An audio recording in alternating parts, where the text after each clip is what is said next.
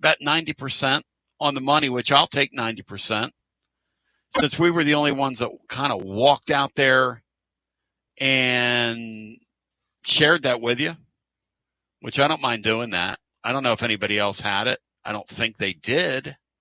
But the whole thing with all this stuff is that we're in a brand new reality now. When I first saw that schedule a couple days ago and was kind of sharing it with the guys that I was on the air with the last couple days, they looked at it and said, my gosh, the original schedule, the LSU game was going to be on the road. That was the original deal.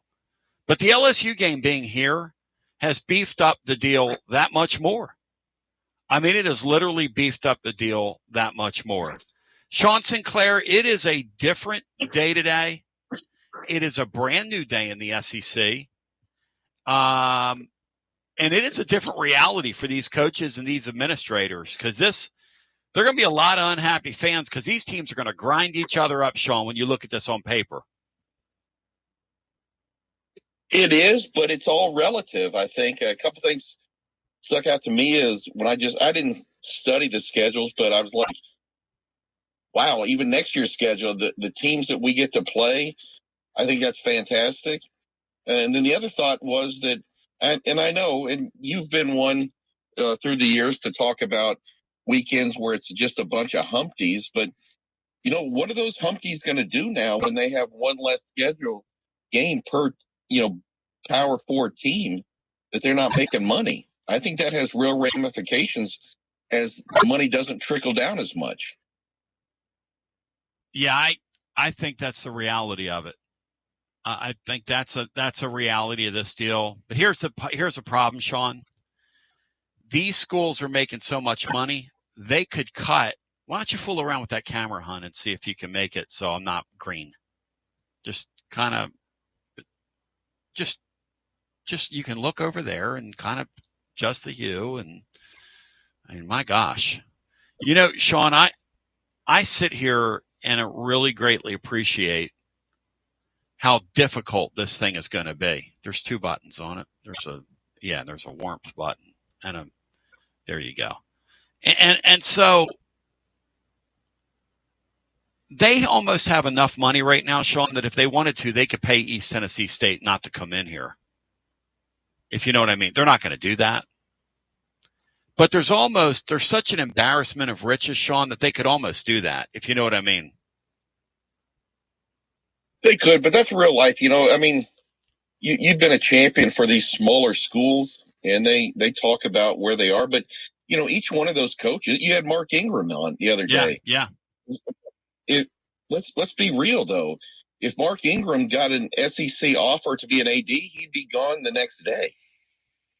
And every one of the coaches that you've brought on, Jamie Chadwell, the young man at ETSU, etc. Maybe Jason Simpson, not so much because he's entrenched there at Martin. Yeah, I don't know. I don't know the man, and I don't want to speak for him, but I would say almost everyone that's in a smaller Division I AA, if I can use that old term, they would move on up in an hour. They'd have a team meeting, tell them, guys, I appreciate you, and I'm gone. So I think that's just the nature of the beast.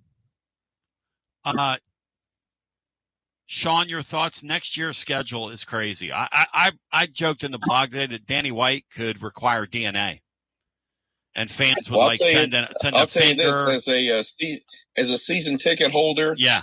If you're telling me I can go watch Alabama, Auburn, Kentucky, LSU, Texas, and a couple of Humpties, I'm absolutely for it. And I fully expect my ticket prices to go up. But that's on a typical year, you're only going to get 2 of those 4: Alabama, Auburn, LSU, Texas. Yep.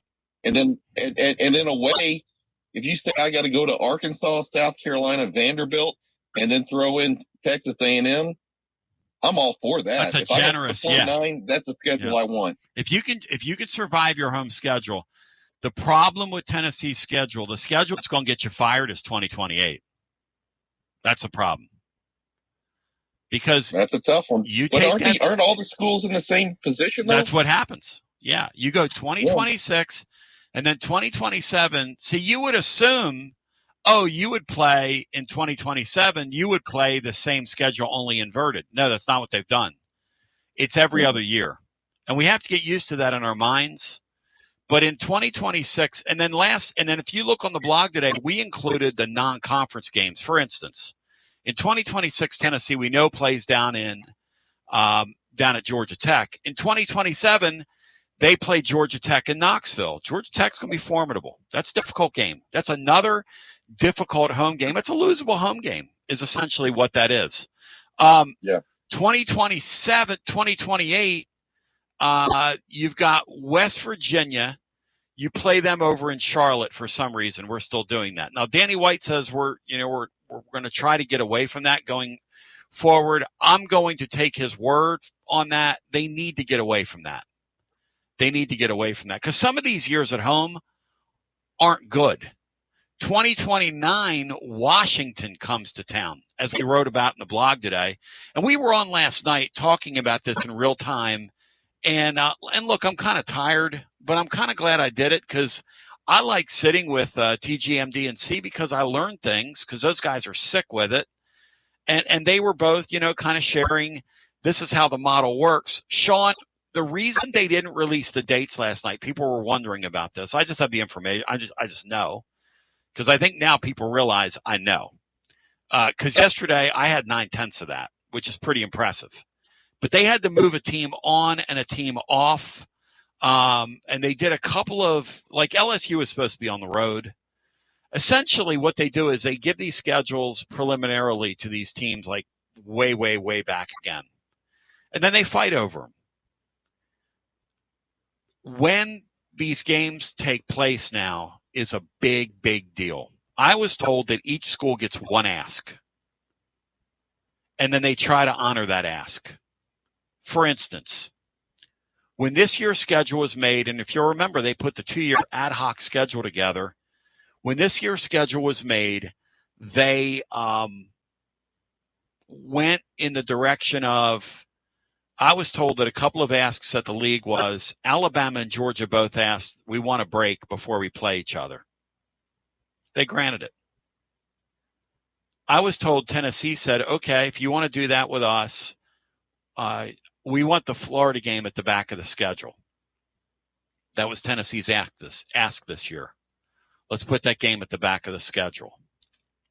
And so I don't know, looking at that schedule, what the ask will be next year.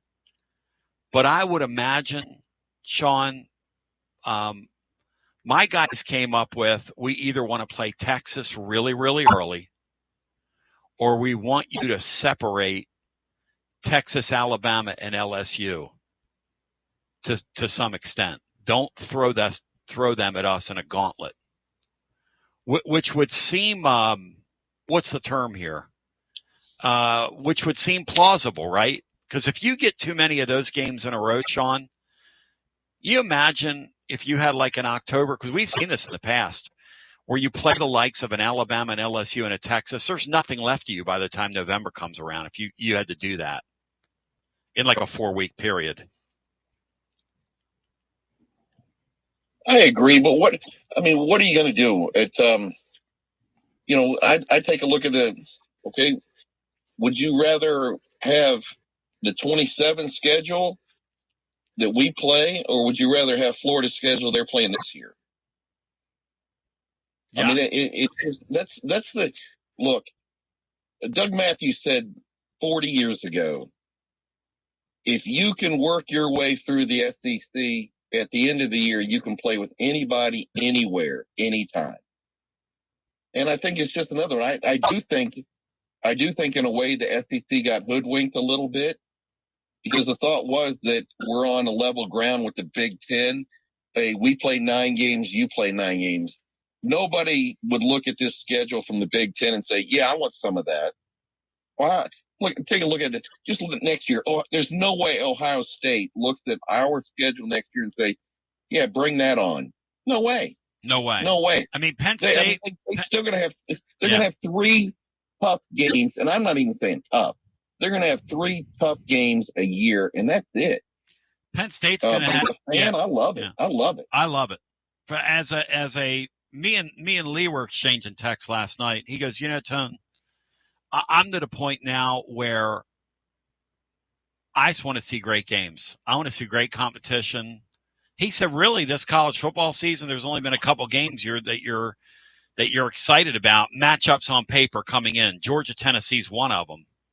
Yep. Now you're going to have, Sean, marquee games week in and week out, because what they've gone to here is a TV product. And what we're going to have to do, which I'm going to talk to Watson about, is we're going to have to all bring down our expectations across the league, because here's the truth. Yep. They're going to go to a 16-game playoff, and 9-3 is going to be a really good season in this year.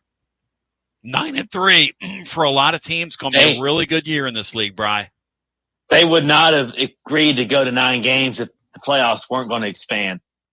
And not only not only that, Brian, there has, because I know the Big Ten has won a couple of championships here lately, but the SEC is the preeminent conference. I don't care what someone say. Well, you got Penn State, Ohio State, and Oregon. Right? Come down here and play a round robin and see where you are. And I stand by that. There's no way those guys are playing Florida's schedule this year. No way. But I think we're going to have to change this to say, and you've said that again. I think we're going to. Football is a tournament sport now, and you survive to try to get into the top 4 of their 5 of the SEC, whatever they negotiate, because the SEC would have had to have some assurances or some guarantees that this conference is going to have that much pull in a guaranteed pull in a tournament or in a playoff, excuse me, or they're not doing it. What's the advantage of the SEC? It's not more money, okay. But there's going to have to be consideration for the SEC to do this as guaranteed slots in the playoff. Wouldn't you think? No question, Sean. I think it's the 5 plus 11. I think that's what they're going to arrive at.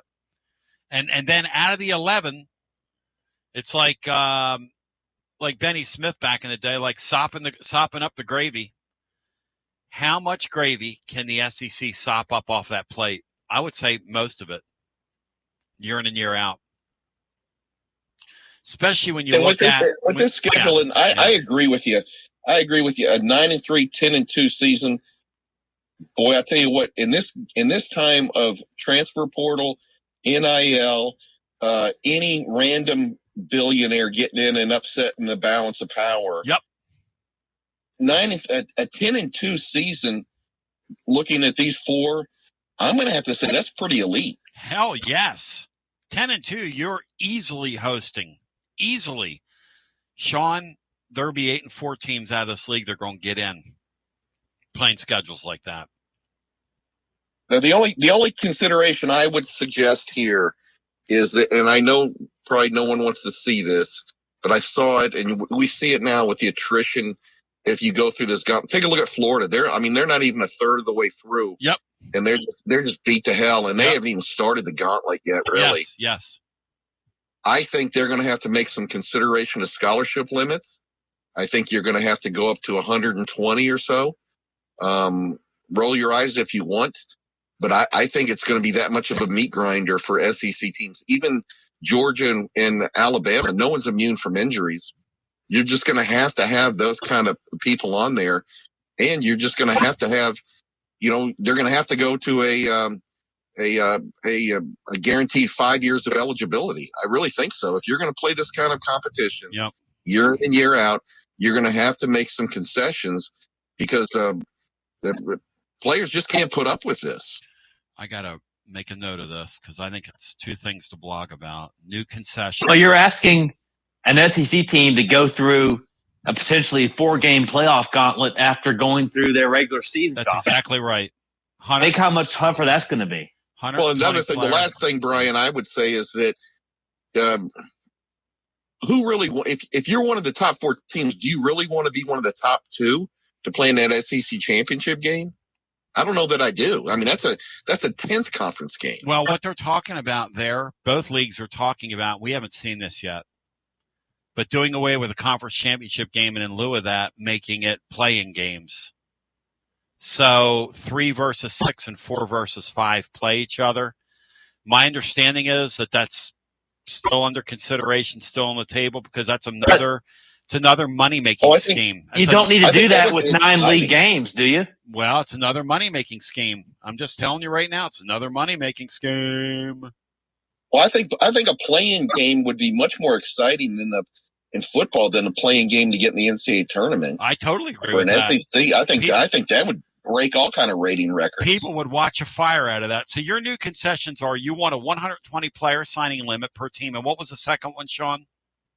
And I think you're going to have to go to a guaranteed 5 years of yes. eligibility. I agree with that.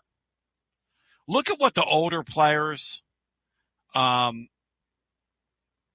at the way they've enhanced the product in the league. Joey Football is one of those guys. The Pavia guy is one of those guys. And to Sean's point, look, I've been saying on here all year that I like that Mateer kid a lot.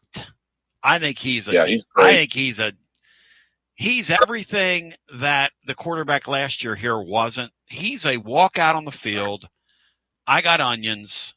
Everybody follow me. Let's go. Okay? Well, except that's nice until you get hurt. Well, thank you, Bri. And so the point is, what we've been saying all year is you're going to get in this league and you're going to get in these league games and you're not Washington State anymore, and you're going to run around and you're going to get hurt. And to Sean's point, this guy's already on the shelf and he's having surgery today. Now, who knows how long he's going to be out, but here's the problem in this league. You get hurt, you're going to stay hurt. You get hurt, you're going to stay hurt. That's just how this thing is extremely unforgiving. What's going to be really fascinating with Danny White here locally is how is he going to tie all this together? Because Tennessee biannually has a great home schedule, and biannually they have a lame home schedule. Let's just call that what it is. Every other year, they have a banger schedule. You can't charge for this schedule what you're charging for that schedule, Dr. Danny. I don't think. So what do you do? I mean, how do you, because on paper, that's one thing the league has done for Tennessee. I haven't looked at all the schedules because why would I? But looking at it here, every other year, and then every other year, you get murderated on the road. Like when 2028 rolls around, that is nasty. That's a schedule that you have when it's time to get fired, because that's a brutally hard schedule. I mean, I don't know if we've ever seen anything like that in school history, a road schedule that looks like that. We'll come back. I want to bring Watson Brown in. It is it's a new day. It's a new day. I think it's a good day. I think it's a great day. I'm somebody that thinks that college football's needed this, and especially around here. We've needed this for a while. All the hoopty games on the schedule, to me, have been an insult to our intelligence for years and years and years. And as your program gets better, as Tennessee's program's gotten better, they're just that much worse. As we continue with more on the other side, I can't imagine what it's like being an Alabama fan all those years and playing like, no offense to my friends at Chattanooga, or the Citadel, or some of the games they've had. I mean, geez, Lloyd. And then say, where are you leaving? Well, we're leaving early because it's boring, dude. We're leaving early because I don't want to look at your bald spot that you've colored in on the back of your head. Geez, Saban.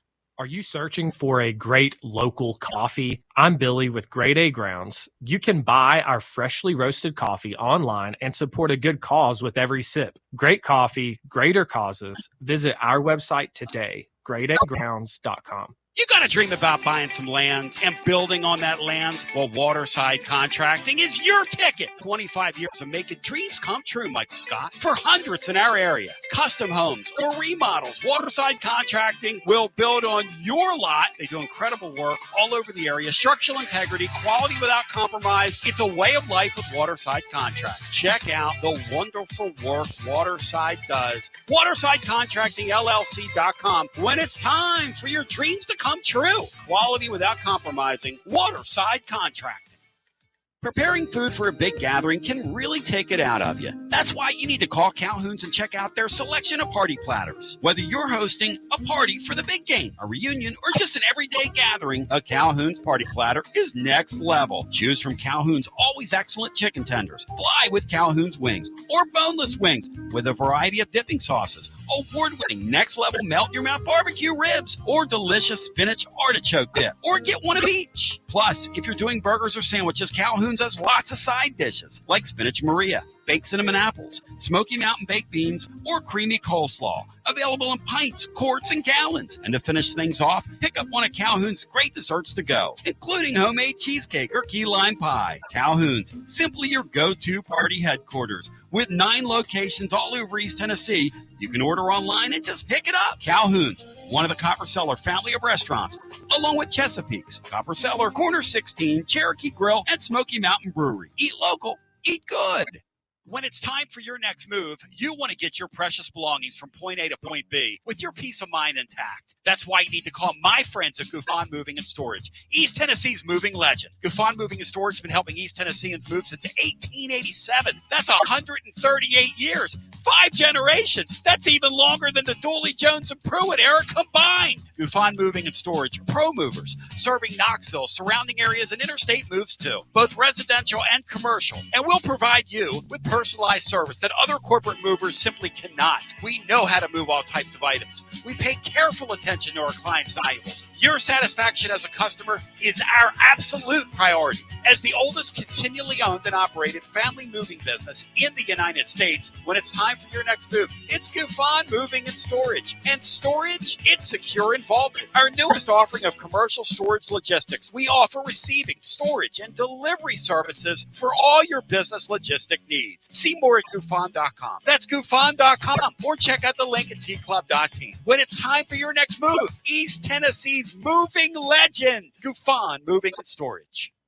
Why limit great savings to just one weekend? This year, our Labor Day special lasts all month long. It's the September Smart Comfort event from Pipe Wrench Plumbing, Heating, and Cooling. This month only, enjoy valuable home comfort upgrades at no extra cost when you install a new HVAC system or water heater to prepare your home for the colder months ahead. This September, you can get a free furnace upgrade with qualifying HVAC system installation or free sediment filter with water heater installation. Pipe Wrench is your partner for energy-efficient and cost-effective upgrades that keep your family comfortable and safe year-round. We make it easy with free on-site estimates for replacements and free second opinions on repairs. And if budgets are tight, we offer flexible payment plans including 0% financing with credit approval. No rush, no stress, just smart seasonal savings for HVAC or water heater installations until the end of September. Call Pipe Wrench at 865-264-8090 or book online at pipewrench.com to schedule your appointment today. And as always, same-day service guaranteed or the visit is free. Life never stops moving, and between the 30-minute commutes, daycare pickups, weekly soccer practice, Tuesday night yoga, X number of coffee runs, and that weekend trip to Grandma's, you're racking up the miles. What you need is a tire that can keep up, a tire designed for doers, a tire that's going to last, like the exceptionally long-lasting Michelin Defender tire. With an 80,000-mile warranty and the safety and comfort you expect, you can forget all about the miles ahead and focus on getting your destination or conquering your to-do list. Fleet Tire, I-275 exit 1B at East Woodland Avenue in Knoxville. That's Fleet Tire, I-275 exit 1B at East Woodland Avenue in Knoxville. Fleet Tire. Inward Half is committed to the game and the memorable moments that happen in between. From the tee box to the tailgate, from the green to the big game. For the first birdie with Dad, the first big win with Mom. Friday night lights, Saturday superstitions, Sunday traditions. Fall into the comfort and unparalleled performance of Inward Half. This fall, enjoy the walk-in. Are you tired of hiding your smile because of crooked teeth? At Knoxville Smiles, we've got the perfect solution. Invisalign. No metal, no wires, just clear, comfortable aligners that straighten your teeth without anyone noticing. Eat what you want, smile with confidence, and see results in as little as 6 months. Call us today for more information about Invisalign, 865-539-1776. Or just visit us online at knoxvillesmiles.com. Smile brighter with Knoxville Smiles.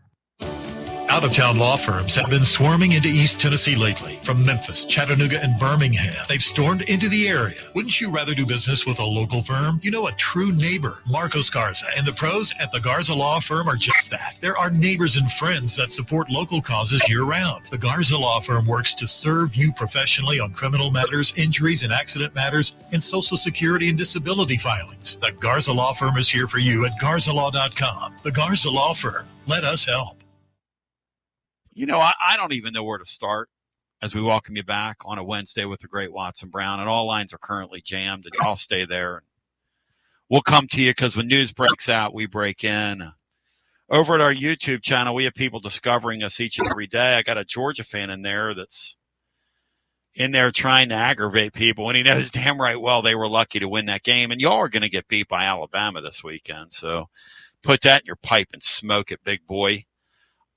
It's a Wednesday with Watson Brown, presented by our friends at Simpson's Meats. And Watson, one thing's for sure, there is a lot of meat on that bone in the SEC, because when they announced those schedules last night, and you look at it like a Tennessee next year, you got the likes of LSU, Alabama, Auburn, and Texas coming to your sit, Watson. I mean, goodness gracious. No, it's for a pure fan, not just a fan of that school, but a pure fan, Tony, this thing is out of sight, man. There are going to be so many great games to watch, just over and over and over again. And you're going to start in the morning and watching them, and you're going to go to late at night, and it's still going to be a great game because there's going to be a bunch of them. And that's what they're trying to do. It's all about the dollar. Yep. And they're wanting better games, which brings in more money in commercial ways and all of that, because it brings more eyeballs to the television. So it's that's what it is. This whole thing started with dollars when the BCS was formed. Yep. By my old boss, Coach Kramer, which was a great idea. What he did. That's where it all started, when the BCS was formed. And since then, Tony, it is, look at the difference in the dollars today compared to the dollars before we had the BCS. This is unbelievable. It's not even funny.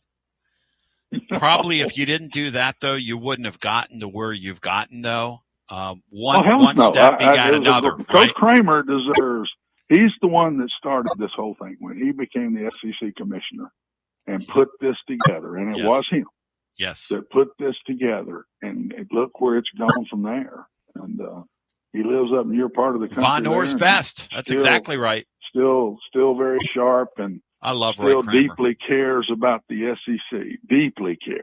And I've spoken to him many times, and he deeply cares. So let's don't forget him, because that's where this whole thing started. I want to bring Sean Sinclair in here, who has a thought. He wants to see a couple of amendments made to the sport in this league in light of what they're doing with these players now. Cinco, share with Coach Brown your thoughts, because I think they're highly relevant to our conversation here. Well, Coach, I appreciate you joining us again. My thoughts when I saw this was like you. I was very excited about the potential games we're going to see. However, this is just an absolute meat grinder. And I wondered, from your perspective as a head coach, if you'd be agreeable or think it necessary that, and I don't know the number, I threw out 120, maybe it's 110, but I think you need to increase the scholarship limits for the programs simply so you have the bodies, and then just make it automatic. Everybody has 5 years of eligibility if they so choose to exercise those.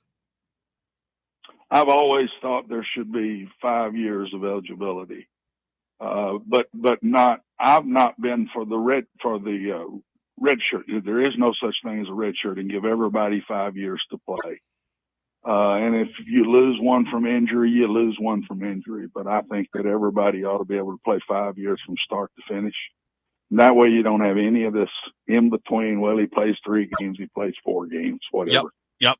Yes, we already the NFL has a 53-man roster, I think it is, but they can bring kids in as they have injuries during the year. The SEC, it would not be bad at all for. I don't think it's just the SEC. I think we're going to end up being just a Power 4 league, maybe even after I'm past the Power 2 league. But yes, I don't think that would be a bad idea, Sean. What are they limiting it to now? How many you can have on your? It's 105. roster? 105, Watson. Yeah. 105. It probably could just take that a little further and put any of that's on the roster could be on scholarship. I think 105 is just the total number of bodies. I don't including walk-ons. No, there are no walk-ons. Guys, there are no walk-ons anymore. Remember, they altered that. That's part of that new house settlement. I know they altered it. I'm not sure what the number is. It's 105. It's 105. 105. Yeah, and there are no more. Sure. Everybody gets a scholarship now. But the point is, Sean's point is, because what they're doing now with the 105, I understand, is they're taking some guys that would have been walk-ons, and they're kind of putting them on scholarship, and you have guys fill out your dance card.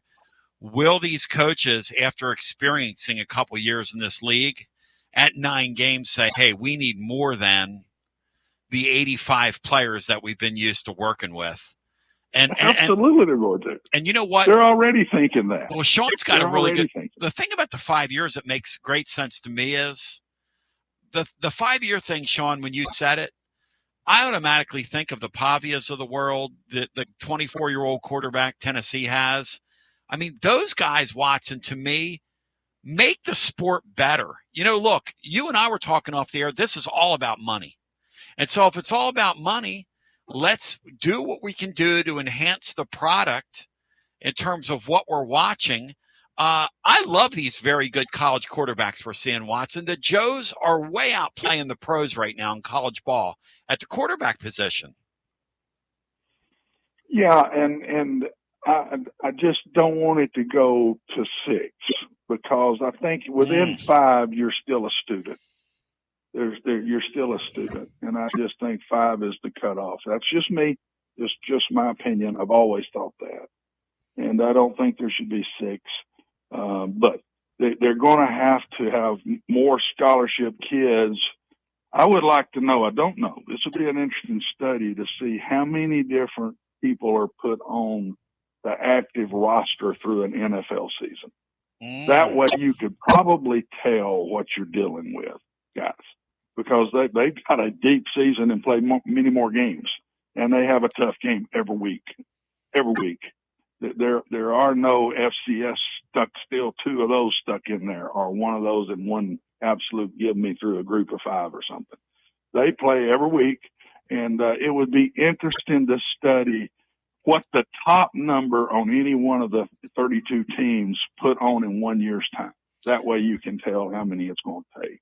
Hey, guys, I'll tell you another amendment I'd like to see when we go to this next year is I want to play all those games, your directional schools, your one non-league Power 4 game. If I'm the SEC, Watson, I want to play all them before the end of September, and then when I get into my schedule, I get into my schedule. I mean, there's 2 thoughts to that, Tony. Go ahead. The first one is get it out of the way and you're ready to roll. The second thought, and I've been in these thoughts because I've been an AD along with being a coach. The second thought is you need a break during the year where you can let some people get healthy in that game where they play the first or second quarter, or they don't play at all. And it gives a chance to get some of those kids healthy. So there's 2 thoughts to that. There's always been 2 thoughts to that. So that's what's happening behind closed doors right now. What's the best way philosophically to put this schedule together? There's another thought I think is going on behind closed doors because this happened to be once where I was offensive coordinator. This playing another Power 5 school as a 10th, you've got to do that as a 10th game. Yep. You're going to see the better ones hunt those lower Power 5s. They're going to be hunting a bit to get them on their schedule. And you're going to also see those guys try to buy, because I don't think there's anything I've read where it says home and home, but we were at Mississippi State and we had Florida come into town. my first year, I don't remember what year it was, but anyway, and we got balked to go to Orlando for a neutral site. There wasn't no neutrals. that was a Florida home game. We got a lot of money, but we didn't get that home game. And I wouldn't doubt at all seeing Alabama, Tennessee, Georgia, Florida, whatever, the ones that top dogs with the real dollars buy themselves a game at a neutral site. Just keep watching as it goes on. Let's see what happens. Hey, by the way, Sean, I bet John Curry's phone is ringing off the hook today. The guy at Maryland's phone's ringing off the hook. The athletic director at Rutgers' phone is ringing off the hook. Those guys are all of a sudden popular, Watson. No, I'm telling you, they're hunting them. They're hunting them, man. The lower guys in these Power 4 right leagues. There, buddy. They're hunting them, and they're saying, "We'll give you an extra $1 million if you'll play us." Yeah, you play.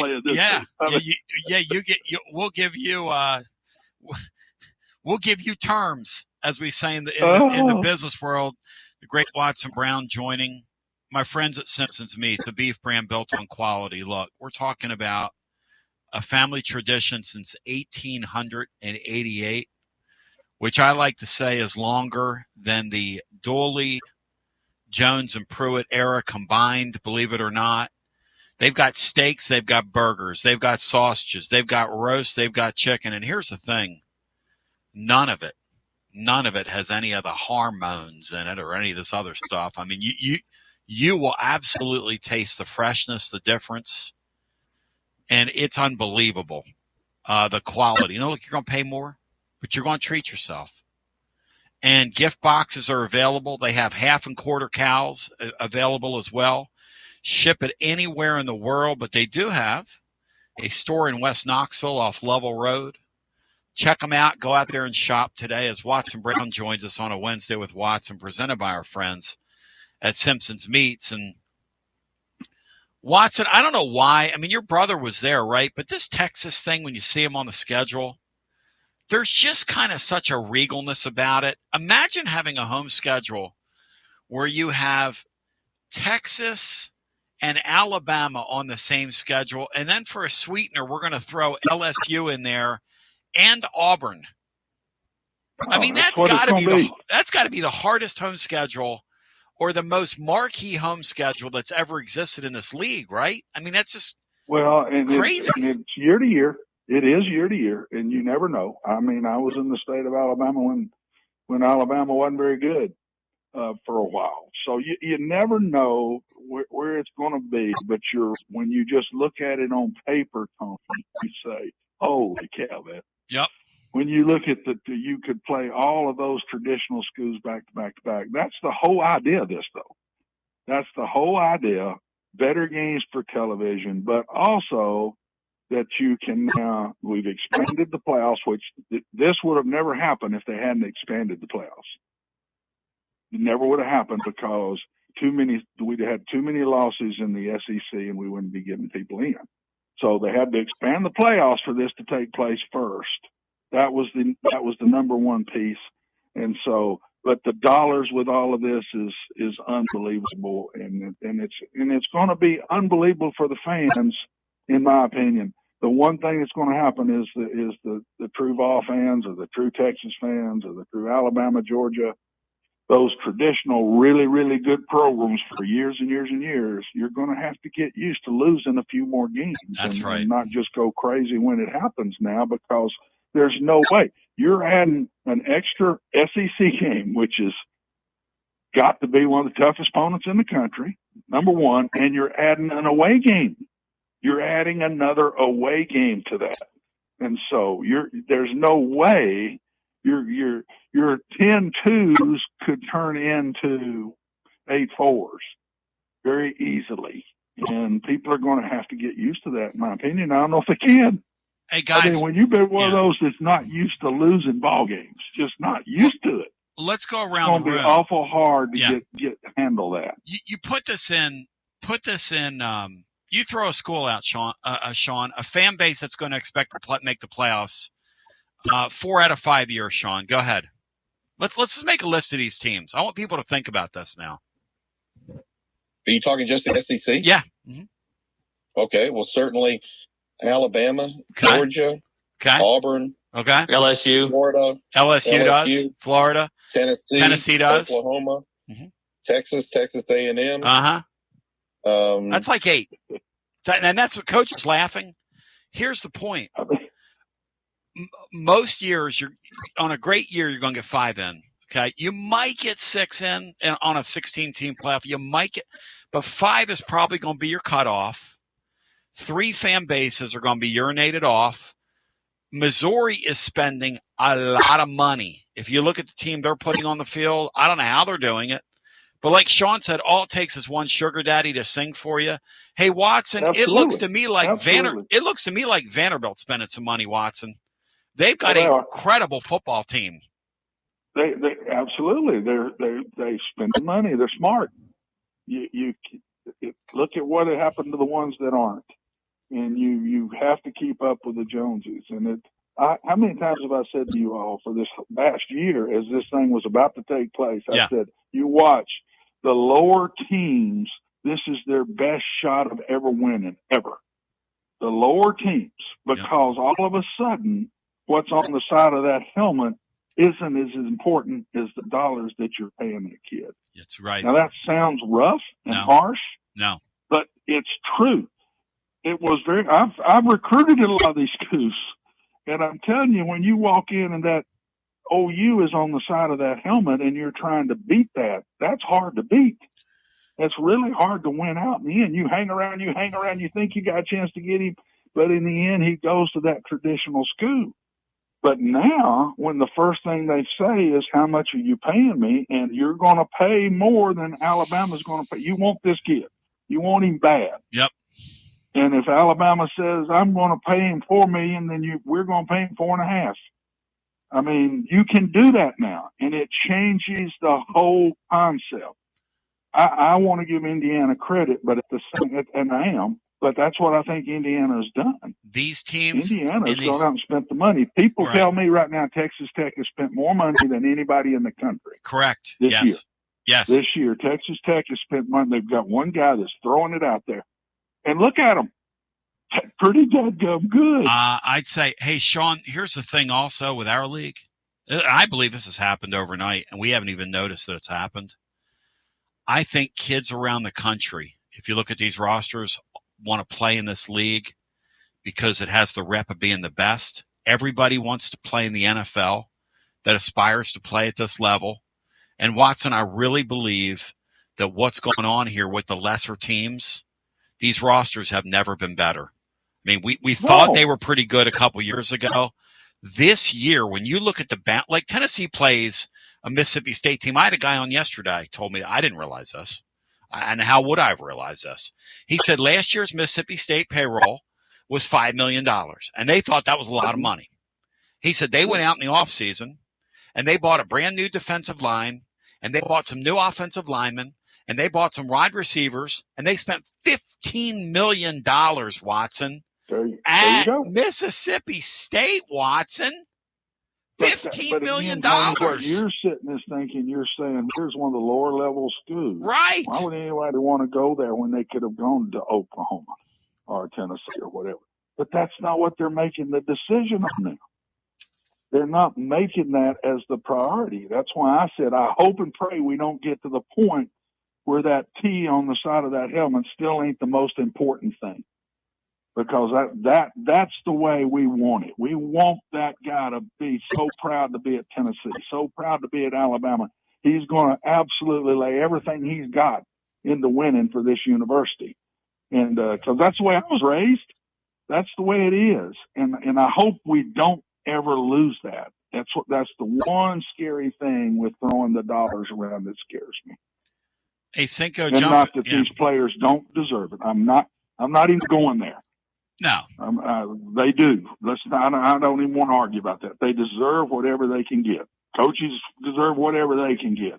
Universities deserve whatever they can get. When you make money the most important piece of this, then okay, that's the way it is. Cinco, you got another thing for Coach Brown. Go ahead. Yeah, I do real quick. But first I want to make a comment about people chasing the money. I'm not going to talk about our former quarterback, but I've been a casual interest a participant in Florida State because we have 3 former players there, and I've just watched, and they all seemingly, the Elijah Herring went to Memphis because he seemed to, the competition was a bit much. Now he transferred to Florida State from Memphis. Last week he had 2 tackles. Jason Jenkins wanted more money, more time at Tennessee. He went to Florida State. Last week he had 1 tackle. And then I think maybe Squirrel White had 1 loud reception in that first game. But other than that, he didn't even show up on the participation chart last week. So it's interesting how it'll be interesting to see how kids make their decisions, because seemingly they all went for more money, but their playing time or their impact on the field is maybe even less than it was here. And then you're also greatly diminishing your legacy going forward at swapping around different schools. My question was to Coach, having been at UAB, this is one less bye game for an SEC team. How does that and that's going to be one less bye game for all the major schools.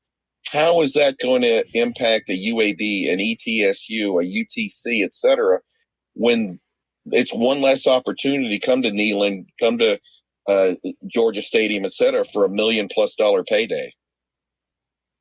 I played 12 in my 12 years at UAB, Sean. I played 36 of those games. Oh. 36. Oh. 36 bye games in 12 years. That was our money. All you're going to see, Sean, is all these little pieces add up to the same thing. The haves are going to be a lot further apart than the have-nots. It's going to keep growing more and more and more apart. It's just the way of the world. And when you can be money, not always, money can lead to success. And that's what I think you really nail something. And now the FCSs are going to get a lot less money. I think I played 12 of those games at Tennessee Tech, and we made a ton of money. I mean, we were getting over $500,000 every time we went. Some all the way up to close to $1 million. Now that number on the FCS, because he's not playing as many of them, goes way down.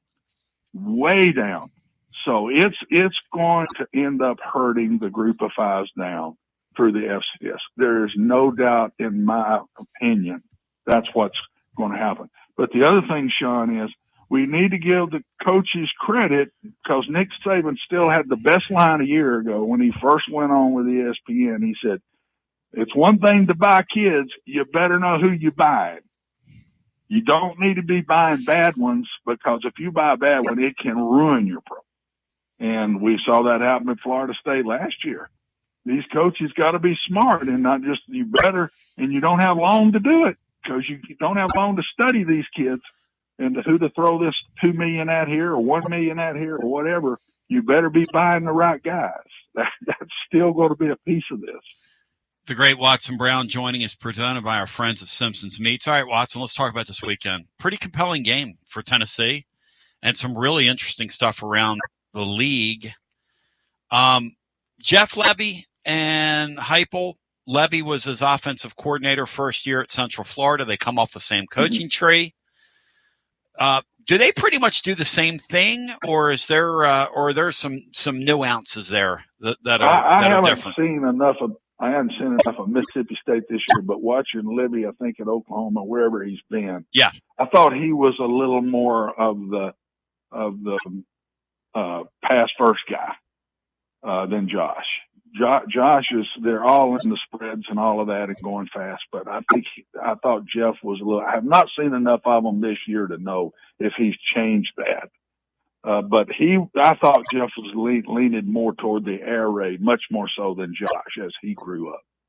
Which is an interesting distinction, because the Arizona State team, which is really the real game that Mississippi State played, and they won the game, which set them up for a 4-0 start, which is pretty fantastic. for a team in Vegas that was picked to win 3.5 games this year, I'd say they're having a pretty good year. They scratch out a couple more wins. They get bowl eligible after winning 2 games last year. That's a pretty nice turnaround in year 2. The thing about this game this weekend, though, is that Arizona State team ran pretty well on them. A couple guys went over 100 yards. I think Tennessee's going to have a chance to set up that run to hit those big plays this week. This seems like a pretty good opponent for them. Yeah, I think be ready to play. That's to me the main thing. Going to Starkville is not your normal trip in the SEC. The places you stay aren't great. Yeah. The difference in that stadium when them cowbells get going, it's different than anything you ever go to. You can't put that in practice. You just can't do it. And it's very, very loud in the big games, and this will be a big game. They will be wild because they're 4-0. And when those fans get a taste of it like this, they are good fans, really, really good SEC fans. So it will be a great atmosphere, and you got to go in there ready to play. We won a lot of big games in there, man, in my time there. A lot of big games. We beat Florida. We beat the fool out of Florida one night in there with Spurrier. We beat Texas in there. I can't even name them all. I mean, we beat Auburn in there. It is a good home field advantage because it's something you do one time. It's so different than going to A&M or going to Tennessee or going to Alabama. It's just different with those cowbells and then the logistics of getting in there and everything you got to do. It makes it hard. Do you hear them, Watson? Like after a while, or you just get totally used to it? You can't hear it when the game's over. My wife would say, "What'd you say?" She'd be sitting up the stairs. Do you do silent counts? They're very loud, very, very loud. They're supposed to be illegal, but good luck on that. Do you like silent counts and stuff offensively to combat that, or what if you're an opponent? What's your go-to? Yeah, I took Vanderbilt in there once, and it's hard to check off in that, just like it is for different reasons. When I went to Oklahoma, we went to A&M from Oklahoma, when I played A&M at Rice, when I played A&M at Texas Tech, I always said that place, it's built so straight up, right?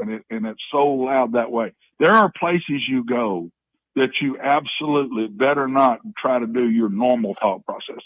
It was interesting that I read a quote from Kirby Smart last week before the game. We cannot do a normal check off and all of that in this game. There's just no way to do it. And he's dead right about that. The ones that make the mistakes try to go in there and do normal, and it's just very loud. Now, Mississippi State needs to be doing well. You know, oh, no question. Everybody talks about LSU, and LSU is loud. It's also another great place. Yeah. But like any fan base, when we beat them at UAB, went in there and beat Nick Saban and LSU, we had the lead most of the game. We got the lead and hung in there and hung in there and hung in there. Now that makes it different. So Mississippi State needs to be doing well for this place to be what I'm talking about. Watson Brown breaking it down scientifically. The Vols get a break. It's 4:15 start. What they did is and this got by me somewhat. Well, everything gets by me, but they put Alabama and Georgia in the night slot, and why not? Alabama and Georgia is going to be a classic football game. It's going to be concurrently on. We'll be doing the Garza Law fifth quarter fan reaction. It's going to be concurrent with the Penn State Oregon game. So there's a lot. You talk about a lot of meat, Simpsons meat on that bone on Saturday night. That's going to be a great night for those of us that have the dual box. We'll be watching the dual box. But Watson, for some reason, I think Alabama's got something for Georgia this year. I think Alabama is going to get Georgia Saturday, Watson. Am I crazy? I don't think so. I see why you would say that. I think it's going to be a great game, but I can't pick against Georgia and Athens. I just can't do it. Well, they don't lose there. Georgia proved to me in Knoxville. Yeah. They didn't. They just kept coming back and coming. You got to beat Georgia. You got to beat them. They're not going to beat themselves. Yep. Very seldom do you see a Georgia team under Kirby Smart beat themselves. And I just don't know if Alabama can do that, because I think Georgia will play really well in this game. And I'm still not sold on the Alabama defense, guys. I'm just not. Hadn't seen it yet. We're going to see the true Alabama this. It's going to be a great game. They took a new quarterback into Florida State and all that. Okay, I'll back away from that. But we're fixing to see the true Alabama this Saturday. Are they contenders for the national championship or not? We're going to see it No here question. in about 3 or 4 days. Well, here's the thing. They get beat. They got 2 losses already. That coach Yeah, is but going to it's be only one in the SEC. Yeah, You but can still run out in the SEC and Sure. get in with 2 losses. No doubt in my mind. but No doubt in my mind. If you made a run of 7 straight SEC wins, you'd still get in. imagine though what they're going to do with that coach if they lose that second game by the end of September. Oh.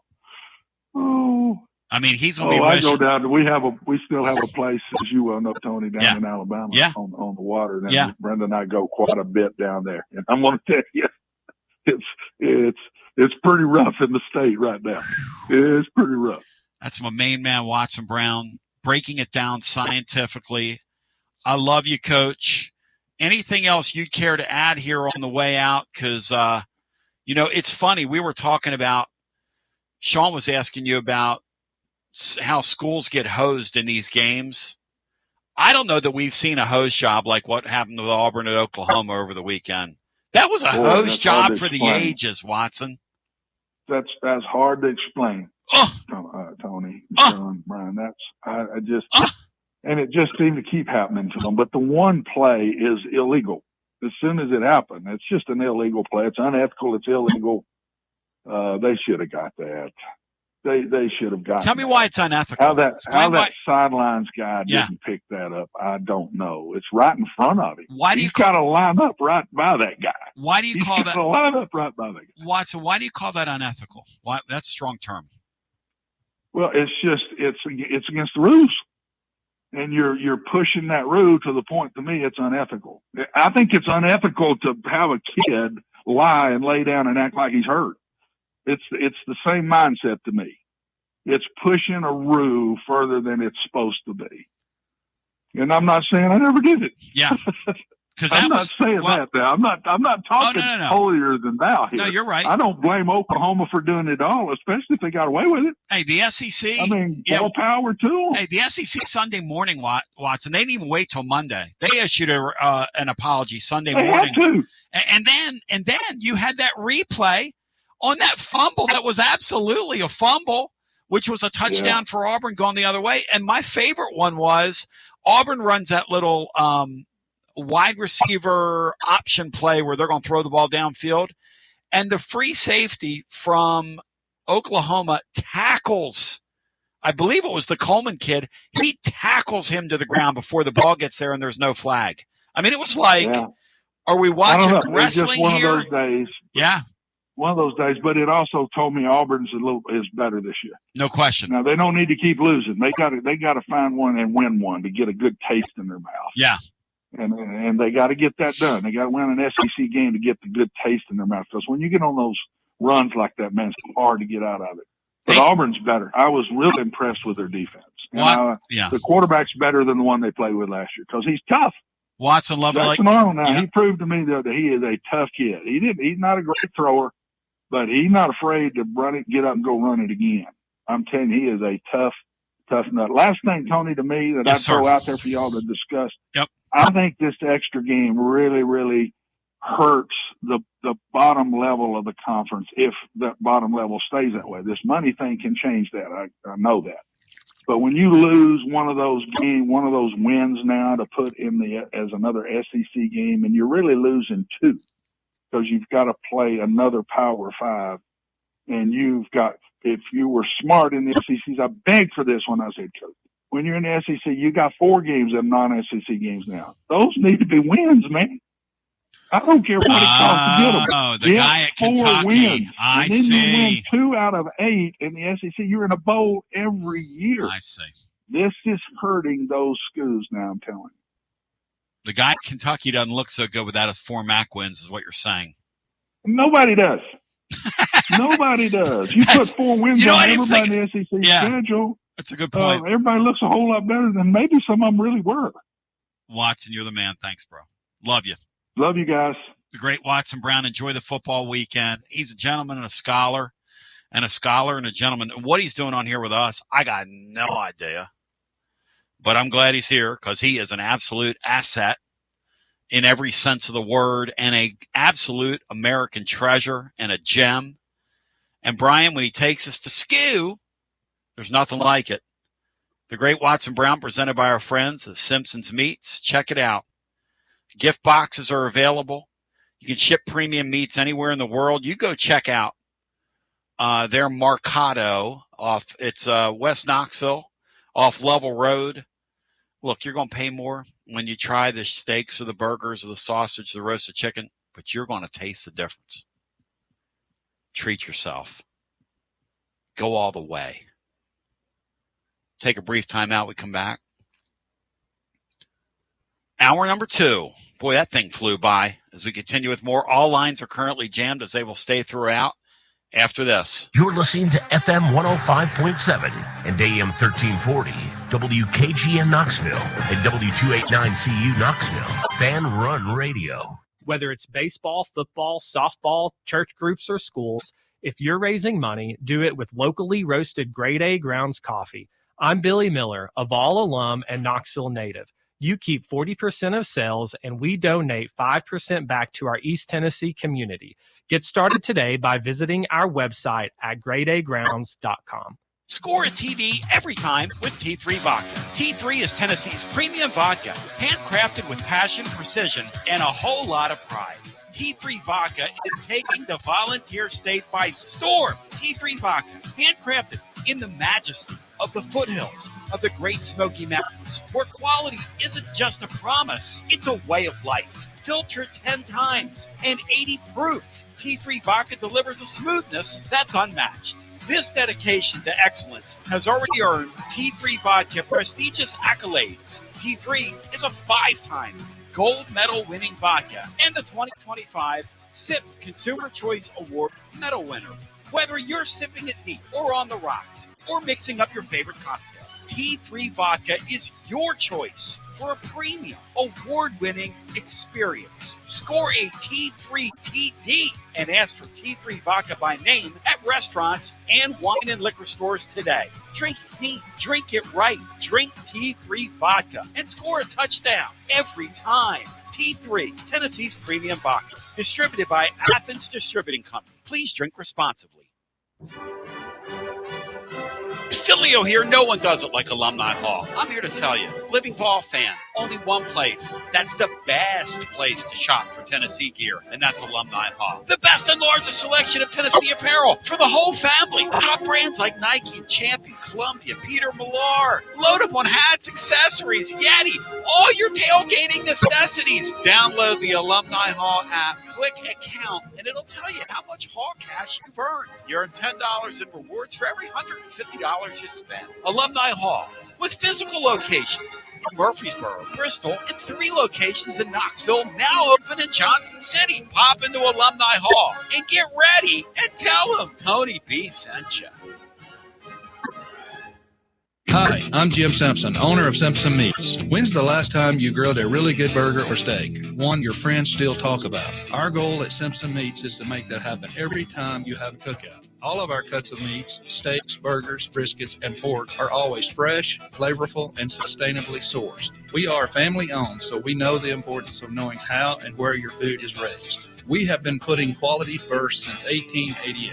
Visit our butcher shop off Lovell Road or online at simpsonmeats.com. Okay, so we really need uniforms and equipment for this season. Can I trust you with that? Cool, I'll just order them online. What? Yeah, I'm going to hop online and I'm going to get them ordered. Hold up, that's not a good idea. We shouldn't just spend money on some random online retailer, okay? I mean, it seems pretty convenient. Trust me, it's a terrible idea. Let me simplify this for you. SM Athletics. Okay, how do you pronounce it? SM Athletics? They're the go-to for uniforms and equipment, whether it's for universities, high schools, youth leagues, you name it. So why wouldn't you rather go with professionals who can guide us through the process, design the perfect uniforms, and deliver the best equipment? Yeah, I guess that makes sense. What's the name again? SM Athletics. Right. It's definitely smarter to go with a company that emphasizes customer service, fair pricing, and, of course, excellent products. Exactly. So, yeah, I guess it's settled then. For uniforms and equipment for all sports, it's SM Athletics. Yeah, it's another day, but what kind of day is it really? A day of doom scrolling? Laundry day? Nah, it's a White Claw day. Light and refreshing tasting, uniquely cold way filtered. There's an iconic flavor for everyone. So grab a pack, grab your friends. Make the most of each day with those who matter most. When you're together with White Claw, every day is a once-in-a-lifetime experience. You just gotta grab it. White Claw. Grab life by the claw. Please drink responsibly. Hard seltzer with flavors. White Claw Seltzer Works, Chicago, Illinois. Got a problem tree looming over your home? Call ECR Total Landscapes. Whether it's trimming, removal, or storm cleanup, our certified pros get the job done safely and efficiently. We're licensed, insured, and ready 24/7 for emergency calls. Big or small, we cut them all. ECR Total Landscapes.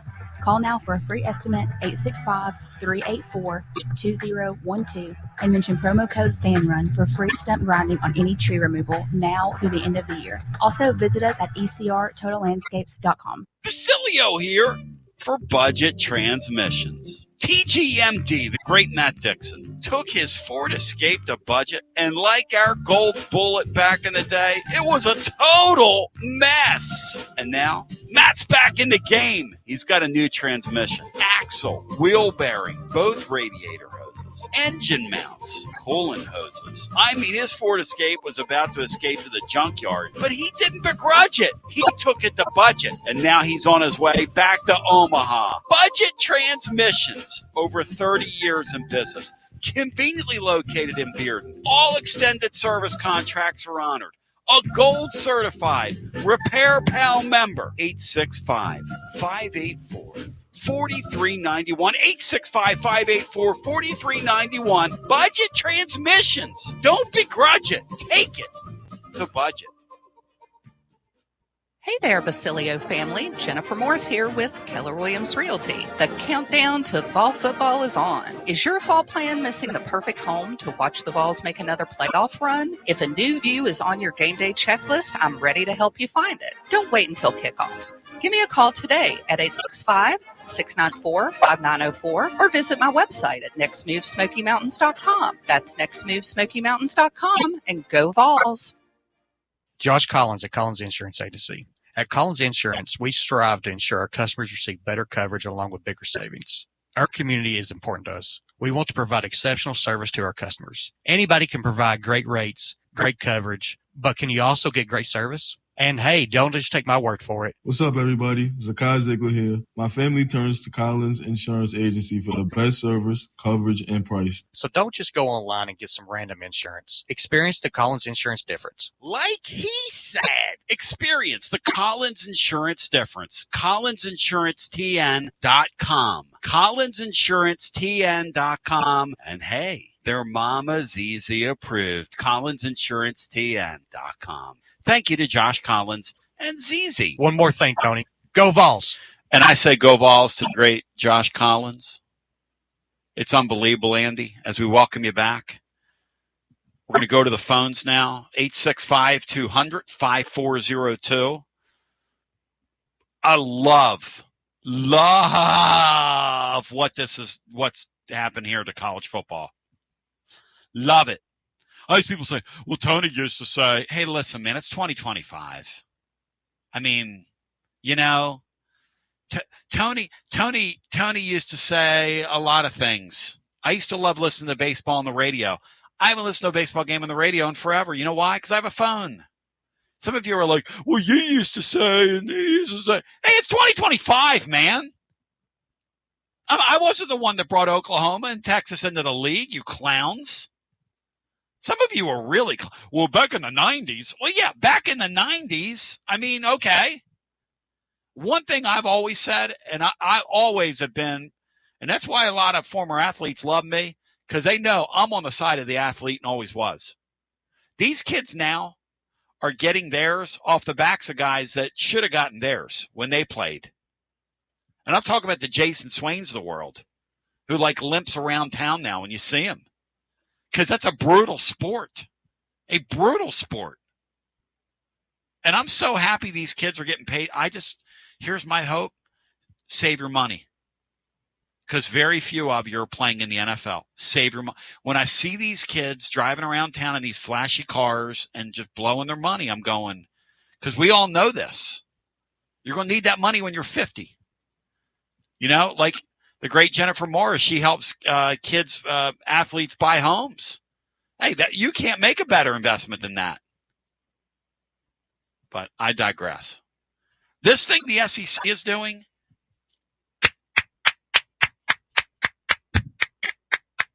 I don't care what the reason is. I don't care what the reason is. Back to the phones we go. Hello and welcome in. You're on the air. Hey, Tom. Yeah, there he is. Bri, your boy, Colombo. Yeah, I mean, look, the TV networks don't want these Tennessee UAB, Tennessee State games anymore. They don't. ESPN doesn't want them. Like, nobody's watching them. Nobody wants. Did anybody really want to go to that game Saturday? Like, sit in 85-degree heat and pay to park, pay to go. Like, give the people what they want. And the ratings are only going to be higher, which means more money, and you got to pay the kids and all that. But with the new schedule, okay, if you don't think Tennessee was the big winner in all this, then I don't know what to tell you. And there is no reason why this program should not be in the playoff 3 of the next 4 years at a minimum.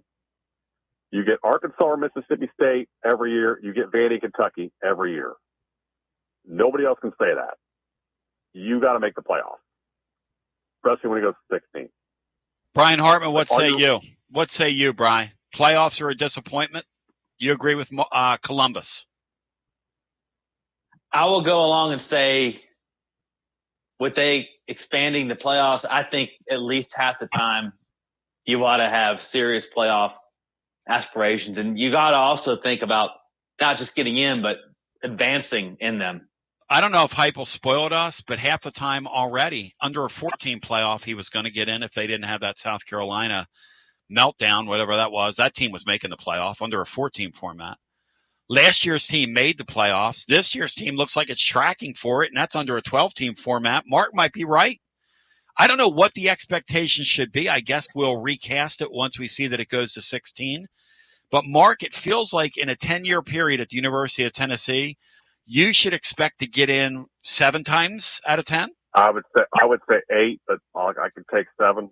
Like, look, I don't think it's going to stay at 16. I think this is all going to get thrown up in the air. Well, that's true, too. 29, 30. But hey, Cinco, if that thing stayed at 16, okay, in a 10-year period, if Tennessee's doing okay, they should make it 7 times, shouldn't they, Sean? If they're cooking like they should? Well, I'm a fan, so I'm going to say they should make it every year. However, I hear what Mark's saying. My concern with those projections are that even though we're a top 10, top 12 recruiting team, I don't think we're recruiting at an elite level to meet those expectations. I think that we would, if there's 4 SEC teams, I think we're battling for the 3rd and 4th. If there's 5, I think it's 4 and 5. I still don't think we may spend the most money in recruiting, but for whatever reason, I still think we're a little bit behind in just the depth of dominant players, NFL projected players that some of these other teams have. That's an interesting point. But again, nobody else can say that they have Vanderbilt, because Pavia's going to graduate at some point this decade. Nobody can say that they're playing Kentucky and Vandy every single year and also playing either State or Arkansas every single year. That's 99% of the time there's 3 W's on your schedule. You got to go, if it's 16, you got to go 3-3 in the other SEC games. That's not too much to ask. Like, if you're Tennessee and you're operating even remotely efficiently, not too much to ask. I agree with Mark. My thing with the recruiting is it's only Tennessee's fault if we're not recruiting elite players. I mean, if you got the schedule, we're spending the most in recruiting. I think I saw that for this previous cycle. The brand is as strong as it's ever been. You have arguably the best athletic director. Facilities are top of the line. So I'm not offered it as an excuse. If Tennessee is not recruiting in the top 2 to 3 in the country, we only have ourselves to blame. The head coach, Sean's just not a strong recruiting head coach. He's not. Now, he's a great developer of players. He's not. But look at what the job they've done with Nico. Look at the job they did with this Hendon Hooker guy. And that's really where the rubber meets the road. Sure, recruiting's great, but can you develop? They do a real nice job developing the roster. They really do. That's why they're around among the top in the sport. And like in 2025, well, I think they have to make them. I think recruiting is not just a high school. I think this past year, I think we could have supplemented. We brought in a defensive lineman from North Dakota State, something like that. Yeah. No criticism of that young man, but if you're going to bring someone in this day and time and moving forward, your portal additions have to be impact players. And an impact player could be a second teamer, given rotation with a 9-game conference schedule. Yes. To relieve an injured frontline starter. I'm not sure we're there yet. I'm impressed with the guys we bring in usually contribute, but I'm not sure that we're making impactful ones like some of the other teams. Because look, you live there, Mark. You saw the game. We had no business being on the field with Ohio State last year. It was a totally different brand of football. And the days of, maxing out your signing class by filling it in with a bunch of 3-star kids are over. You don't take those developmental guys anymore. You go get somebody that can play, that's been in an FBS program, that's been in an FBS strength program for 2 or 3 years, and you bring him on your roster because he can contribute immediately. The days of picking up, the local kid from Knoxville West, 3-star kid that is under recruited and whatever, just to fill out your recruiting class, those days are done. You can't waste resources like that. You let him go to UAB. If he blows up, you bring him back in. But I agree,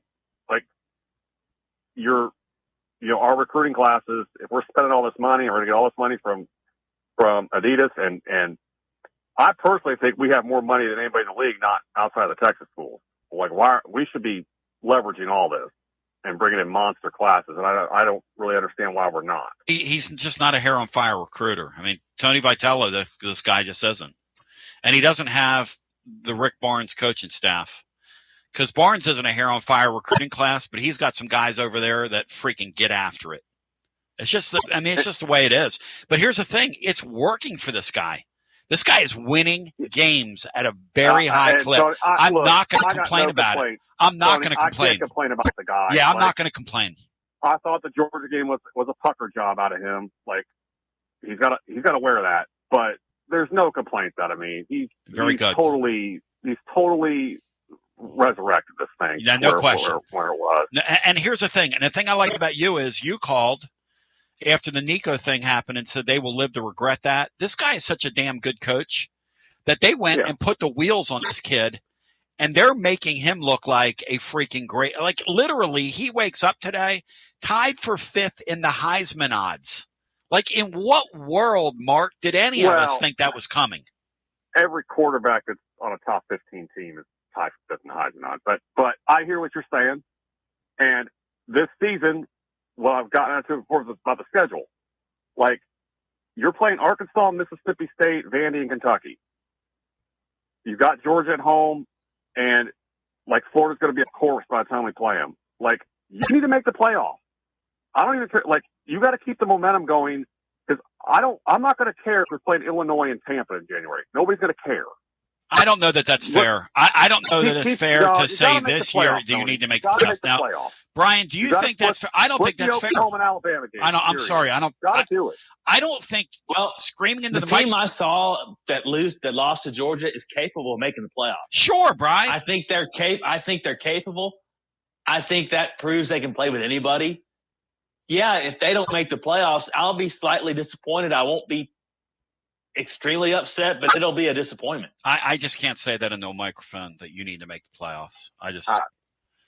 Hey guys, let me ask you this: because this schedule is so light for an SEC schedule. It's so light. Well, that's true. No, you're not getting an argument from me. But the whole thing about Oklahoma's still on that schedule, a trip to Alabama is still on that schedule.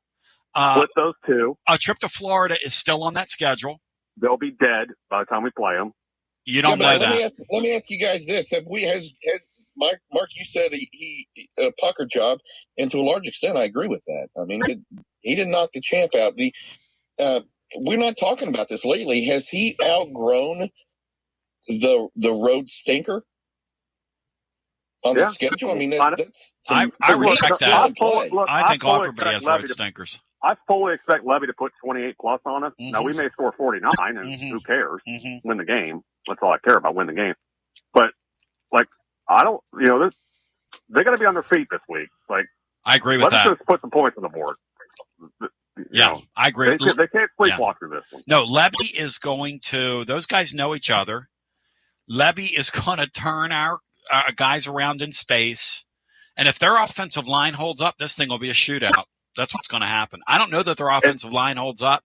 They've got a real problem with one of their tackles, who's kind of a turnstile, and I think Tennessee exploits that and probably wins the game at the line of scrimmage. But I think Mississippi State also has a pretty damn good defensive line, which will make this thing a pretty interesting game, I think. I think it's going to be interesting. And Mississippi State's they're already kind of dead as a program. They're really dead when we're going to 9 games. But they've done a good job hiring Levy because he's going to score points. He's going to keep it interesting. Just don't be awful. We'll throw resources into baseball and basketball. Don't be embarrassingly bad and keep it entertaining. Would you rather lose 49-28 or 31-7? Exactly. Well, if I'm a fan of Mississippi State, I'd rather watch 49-28. At least we're scoring points. Yes, exactly. But I firmly expect him to put points on the board against us because he can coach some offense. You're the man. Much love. This league is a million times better than the Big Ten. Yes or no? Not Mark, how do you see Ohio State handling the road environment of Washington and their new quarterback?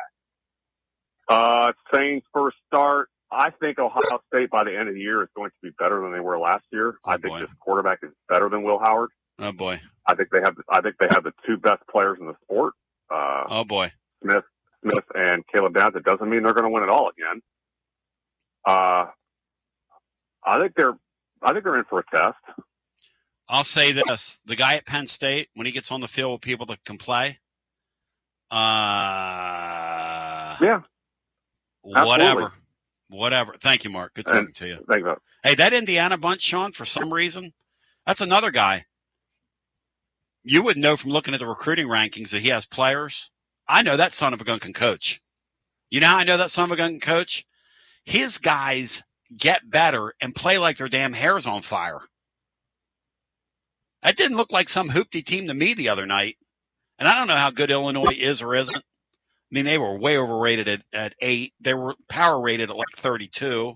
But even if that's a 32 team, you take them and drill their eyeballs shut. And in what world did any of us ever think Indiana would look like that on a football field?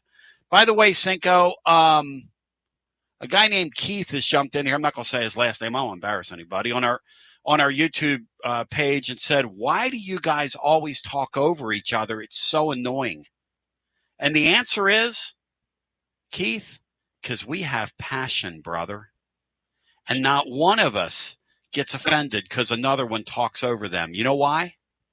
Because we're men, brah. And that's what you do. But you know what also you do? You apologize and you say, hey, I didn't mean to step on you, which is what we do from time to time. Or, hey, go ahead and make your point now.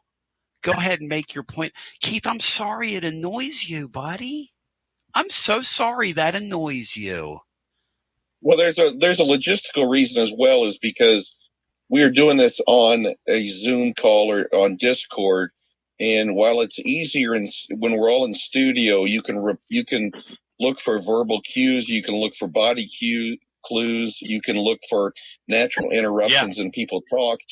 I'm sitting here staring at my iPhone, looking and great. I have no idea when someone is ready to. There's a lot of nonverbal communication that goes on. I don't have access to that, so yet at times I am rude, and at times No, you're not. I No, understand that. No. There's a logistical reason. No. There's not a logistical reason. We're men. Damn it, we're men. But it doesn't offend me when someone steps on me because I probably deserve it. Well, it doesn't offend me because I'm Italian and I grew up in an Italian family. And, two things I learned at the dinner table. You better eat fast when you're the youngest of 6. And if you got a quip or a crack you want to get in or bring something up at the dinner table, you better bring it up. You better bring it up or you're not going to be heard. I just like how Mark said Florida's going to be dead. Okay, so Rural Vol said Mark is kind of an ignorant guy. Brian, do you find that to be true, that Columbus is kind of ignorant? Would you describe him as kind of ignorant? No, I wouldn't say he's ignorant. I think he knows what he's talking about for the most part.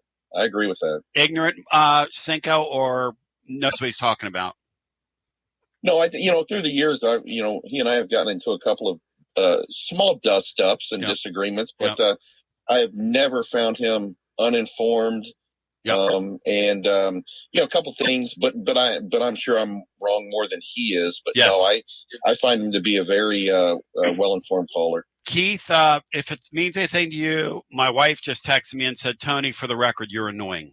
So let's go back to our phones and we'll get our next call in on your TLD Logistics hotline. So I'll vote for Keith. On the annoying front, as we get our next call in, Bino says I can make the Pope cuss if he spent ample time around me. Hello and welcome in. You're on the air. I'm on. Go right ahead. You own. Hey, it's boy Billy out in Harriman again. I'll say Watson Brown today, man. He's out here talking economics. I mean, he might be up for Fed chair where he's talking about all that economics, man. Watson Brown breaks it down scientifically. He can dribble. He can shoot. He can do it all. Triple threat. Hey, Tony, I've only been here a couple months, man, but I got to tell you, man, I like this show. I really do like this show, man. I've been a national guy my whole life when it comes to radio. Well, Dan Patrick, Bill Simmons, Levitard, Rustillo, all that, man. But I got to say, I got to give you some flowers, man. You got a great show, and you're pretty good at radio, man. Thank you, brother. That's the only thing I could do in my life. My dad, when I grew up as a son of a mushroom farmer, he took me to work when I was 13. He said, Tony, your skill is talking. He said, because you don't do any work around here. You talk to everybody. I sort of took my cue from that. I'm not kidding. I wish I was kidding. Another thing he said to me, which you'll appreciate, is when I wrestled in high school, I told the story at his eulogy. We were driving home one night, checking the mushroom houses after a wrestling match at my high school. And I thought he was going to say, I'm really proud of you, son. You're doing this. And he looks at me and he says, Tony, the great thing about you wrestling is, the way I see it, you're going to learn the light pattern in every gym in this county before it's over. You need to win a match. You need to win a match, man. Hey, what weight class was you in? I wrestled 98, and then I grew to 105, my man. 105. Now you doubled up since then, huh? Yeah, I've gained a few. All right. I was going to say, man, I went out to that LSU soccer game like he was telling us all to go to, man. Them Fighting Joe Kurtz showed up and showed out, man. Defense scoring from 35 yards out on some nuke missiles. Dude, that one goal, that goal from 35 yards out was one of the best strikes you'll see across the world. I don't know, Sean, if you saw that, Sean, she pulled up and let it go from way outside the box, and it was a heat-seeking missile, man. A heat-seeking missile. Who was this? Lady Vol, goal scorer, the first goal the other day was incredible. Incredible I'm goal. Gonna look it up though. Please look it up. Please look it up. The second one was scored like on a half volley. I mean, that's a lot of skill to take a ball out of the air and redirect it like that. It's pretty impressive what they're doing. Didn't they score one against North Carolina kind of like that? Yes, Brian. Way out. Yes, Brian. They got. I think it's the same gal who can really let it rip. But here's the thing: they are. They had like close to 5,000 people jammed into that place. Hey, man, that's a lot. Yeah, that's really cool. Hottest ticket in town. I want to get Joe Kirkbride down Friday down to Calhoun's. I need to reach out to him. Text me his phone number, Bri. I need to get him down there. I want to celebrate with him. That girl could have won us a Georgia game if she was kicking, man. I tell you. Well, interesting. Interesting. Hey, Tony, I know you got mainly an SEC show, but I need to talk ACC for just a minute. That's what hurt that hurt my wallet last weekend, man, and all the gambling news. I mean, that Bible thumping nerd from Fake Death Valley cost me every single one of my parlays, man. Dabo is sucking right now. He killed me. Hey, that was my biggest bet of the weekend. Dabo absolutely murderated me. Cinco, how do we account for that Syracuse team going in there and just ripping them a new one, besides the fact that Dabo's kids quit on him, Sean, after his little feeling sorry for himself tirade? When he distanced himself from this current team, Sean, you should never do that at the podium as a head coach, ever. You should never distance yourself from kids you recruited. I'm sorry. No, you shouldn't. And his tenure, albeit very successful. Yes. He's starting to remind me of a former long-term coach that was here. Yep. Very successful Hall of Fame coach. And I'm talking about the tenure, not the man. But his tenure starting to remind me of that, where it almost feels like Dabo seems like he's bigger than the program, and that they're very lucky to have him. Yep. And I think that's a dangerous mindset to have, because you take away, when we said Syracuse, I mean, they weren't hugely competitive against us, but it's the same team that the coach made. And I've never seen this in 40 years of watching college football. I've never seen a head coach after a home game make a team run in uniform in front of their fans.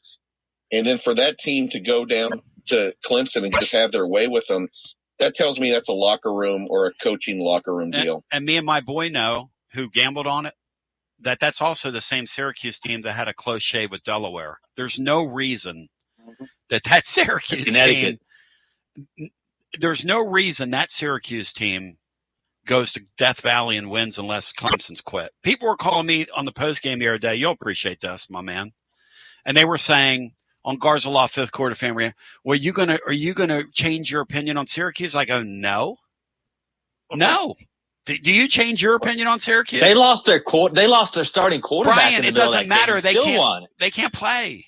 They're not any good. That should never happened. That team heard that guy talking and said, this guy's bigger than us, thinks he's bigger than us, and we quit. And that's what they did. Mm-hmm. They quit on him. Yep. Hey, man, my other ACC stuff, just, looking at their games. Miami's good, man. I like that crystal ball guy. And, Belichick over there at North Carolina, he's struggling a little bit. And that little hot girlfriend he's got all over the sideline, hugging up on each other. What are you doing? You know what that hot girlfriend's looking at right now? She's starting to see his wrinkles. And thank you, brother. Old Bill Belichick's starting to look old to her. And that's the truth.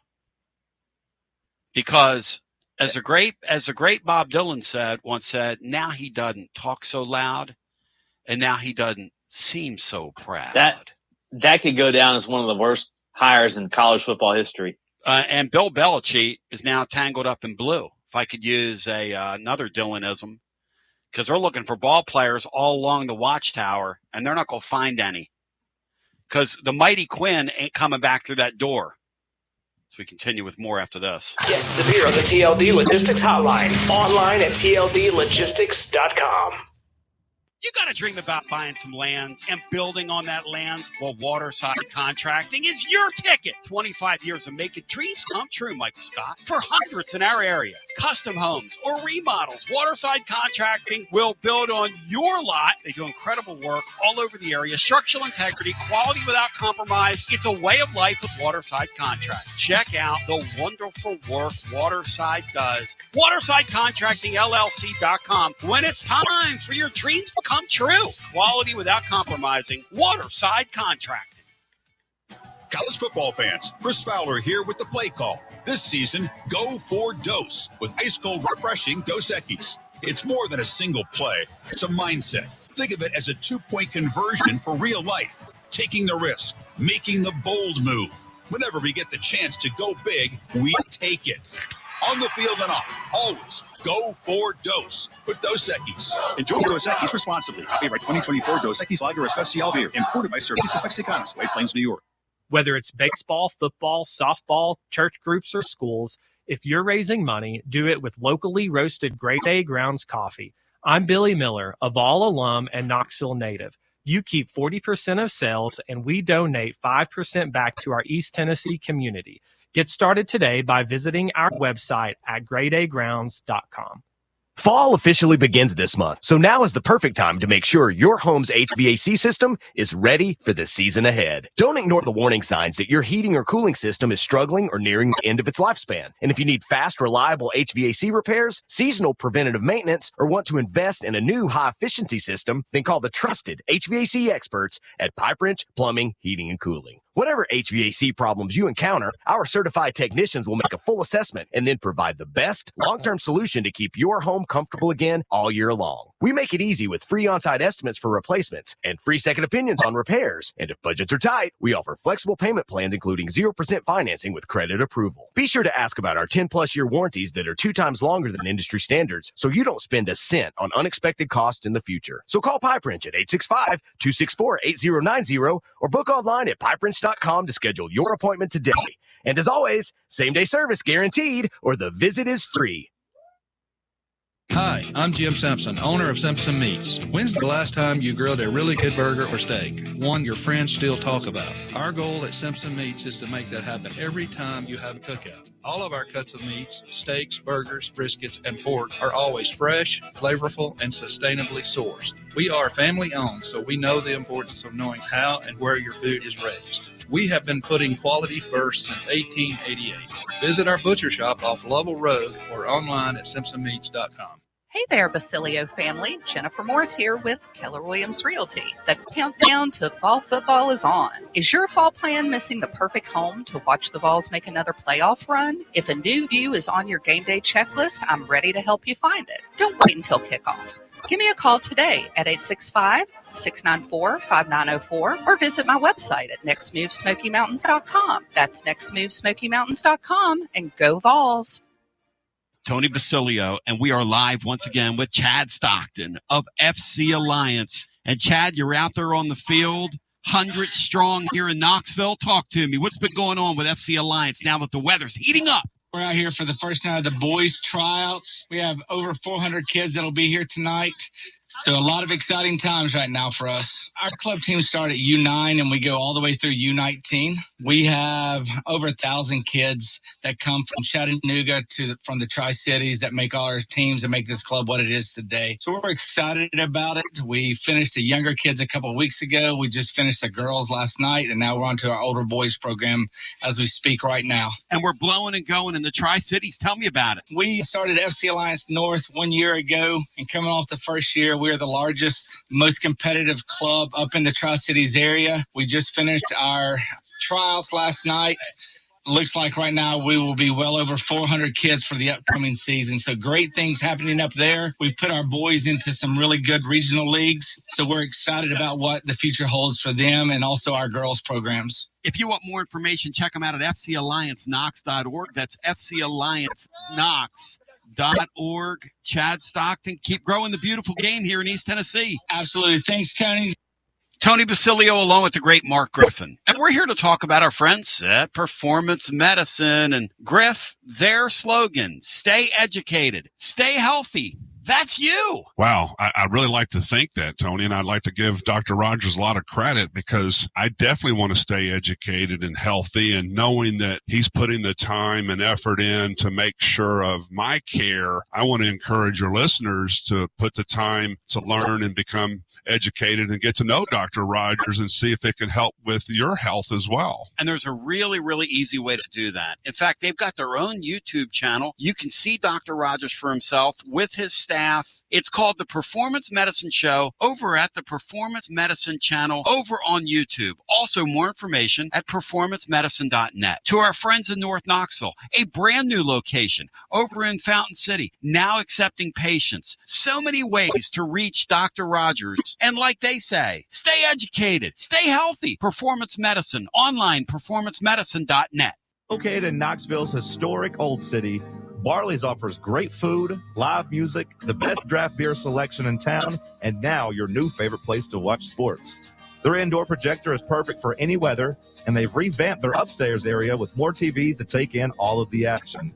Their menu features hand-battered chicken tenders, juicy burgers, fresh salads, and the tastiest pizza in Knoxville.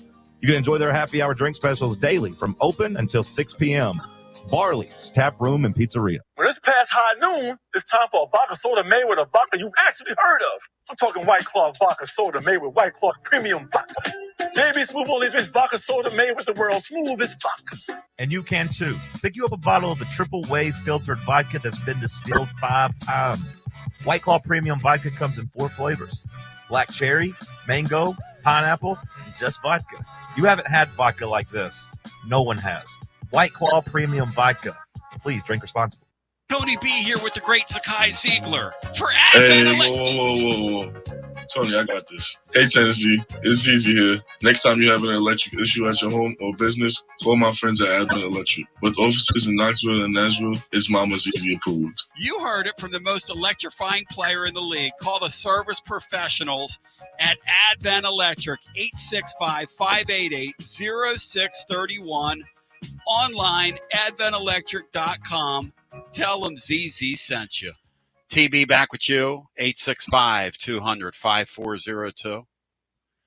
If you want to get the hunting in the mix with us, my man William Pattison, like a literal rising star in this deal, is going to get you coming up after us. We'll stay here at tclub.team and do whatever it is we do.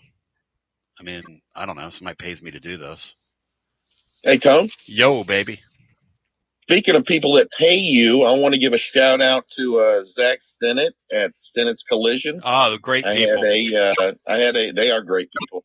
The Atkins along with that family. And I had a fender bender about a month and a half ago. And I just want to give a testimonial. Full pay in here. It was an insurance thing. And I wanted them to do a little extra work on my own that I paid full price. I say this as a testimonial. And they went above and beyond. They worked with my insurance company. They had a rental car there. I'm no great shakes. I have to assume they do that for everybody. But I want to give a shout out to Stinnet's Collision here in Maryville because they did a fantastic job for me, and I know they would do a fantastic job for you. And when you're in business as long as they've been in business, those are great people right there.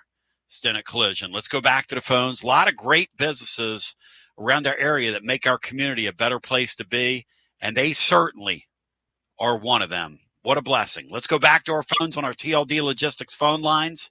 Hello and welcome in. You're on the air. Hey, Tony. Go. Hey, Catfish Ike here, people. Hey, Ikey. I've had a little something on my mind for the past couple of weeks, and I know y'all have talked about it, but it's still stinging a little bit, and I can't help it. The Georgia game, and I like Heupel, but some of his play calls I don't agree with at home. And that at the end, he pissed me off the way he did some of that play calling. You run it, then you try for the field goal. I mean, what the hell? I didn't like that. I know others have said the same thing. The other thing that disappointed me in that was, why did we not see Boo out there on offense? What the hell is the deal? What's going on with that? I'm thinking, Heupel, let's go. Let's get Boo in on the action right here. Let's do it to it. And, this weekend would be another perfect time for him to get Boo in on offense. So I don't know if what's going in his head, why it's not registering or what. He just don't want to play Boo on offense or what. But, that's some talent right there that he could put on offense that would help it out even more if he would. So I'm not getting that. But good thing is, at least we're getting Moy back on defense. That's a good thing there. No question. Yeah, Moy's getting back. And I also think our McCoy is going to be back. I hear the target date is the Arkansas game. We'll see if that comes to pass, but we'll see what happens. But, yeah. Moy is going to be back this week. Right. And an idea I had, I would love for you to have old Heupel on your show or get him and call in where he can take. Yeah, he won't appear. He won't appear. Really? Yeah, those guys don't even do a coach's show anymore. I know, that's what sucks. I hate that because They're all walled they take off, questions man. and stuff. Nah, he ain't taking your questions. He's on coach your football team, Mel. He's on coach your football team. That's good enough, right? He barely does press conferences. He don't even like doing that. No. I don't care. As long as that, look, to me, and I appreciate your call, Catfish. As long as Ike, we're in an era where those guys used to have to do those call-in shows and the coaches shows so they could be the highest paid employee of the state so they could funnel money to them. That's all that was. Those guys they don't want to do that stuff. Most of those guys don't want to do those things. Sean, about Boo Carter, Matt said one of his takeaways from the game was how lost that kid was on defense the other day. And I know he got like a player of the week thing from the SEC for some goofy reason. But Matt was like, man, the guy looks like he's playing electric football out there. Well, I think with Boo, you get the good and the bad. He had, 9 tackles. He caused that fumble. He punched the ball out that Beasley scooped and scored. Yep. But you're right. I mean, Coach Fulmer used to have this thing where they say he's one of those players that makes the band start to play. You don't know which band is going to play. What a great saying! That's a great saying. Oh yeah, that was a Fulmer deal. But he said, but the thing is that he's been out of alignment a few times, and then also he's laid 2 punts on the ground in limited time this year.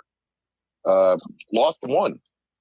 And I think that lends itself to Catfish. I still think the kid's immensely talented, and I've seen it 100 times before. Yep. I think he plays like a kid that relies on his talent, and I'm not sure the total preparations there. He's obviously dynamic with the ball in his hands, but another thing is, if you can't alignment and assignment on defense, boy, there's a lot of trust that has to go on unless you're just doing straight, jet streams to him. That's what I would do, and that's all I would do with him. That's all I would trust him to do. Credit. He is absolutely dynamic with the ball in his hands. You can't get him on the ground. To me, I sneak him in. First play of a drive. I know they don't like to rotate. I know that's kind of their thing. They don't want to substitute. But I think it would be worth it a couple times a game to get him in and to use him in that manner. Because here's the thing. He's itching. He's itching.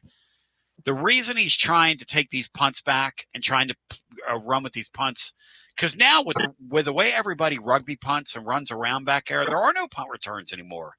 That's not a part of the game like it once was. The conventional way in our day, Sean, when a guy would go back and he would punt a ball conventionally and you could time it, even if it was well struck and had a hang time, you could still bring it back if you were an elite punt returner. Those days are over. Now you got to force the action. And you're right, Sean. He's either going to make our band play. That's a great line, Fulmer. Great line. Kudos to you. That is a great line. I'll tell you the thing that I would do, and I don't know how it works with tempo. You're not going to put him in just to run sweeps because everyone's going to see him. They'll recognize immediately. But a way that you might be able to use him on, isolated plays is in a wildcat, a Darren McFadden type thing. There's not a lot of thinking that goes on. He can just get back there and take off. Right now, obviously, you have to introduce him and you have to get him off the field within your tempo offense. But that way, he doesn't have to concentrate on, the route trees, communication with the quarterback, et cetera. Because quite frankly, and I'm wrong. I've been wrong on this. I've been very impressed with the young receivers and Brazzell so far this year. So have I. I'm not sure that Boo gives you more from a receiver point of view, but he certainly gives you from a playmaking point of view. That's my and the whole Wildcat thing. may be that deal. Yeah, I don't want him a receiver like some people do. I want to bring him in motion and flip the football to him. Hello and welcome in. And Catfish, Ike makes a great point on that in my mind. Hello and welcome into our next call. You're on the air. Hey, Tony, it's Tom from Central Kentucky. Hey, Tom, great to talk to you. What is Central Kentucky? Define that. Lexington. Okay, yeah. Yeah. Good talk to you. Woodford County. Yeah. Everybody from Kentucky's from a county, right? Woodford Reserve. Go for it. Yes, sir. Absolutely. So a personal call today. The first thing I thought about when I saw that schedule come out was Keith Hatfield, because Keith Hatfield hated Auburn. And I think this is the first time Auburn's come into our building since he's been gone. So we need to make that the Keith Hatfield Memorial Weekend, I think. There you go. Unfortunately for us, we've named our Amachi tailgate after him. Trying to get people to part with 300 or 400 Auburn tickets would be like turning water into wine. I don't know that that's happening, but I like the sentiment.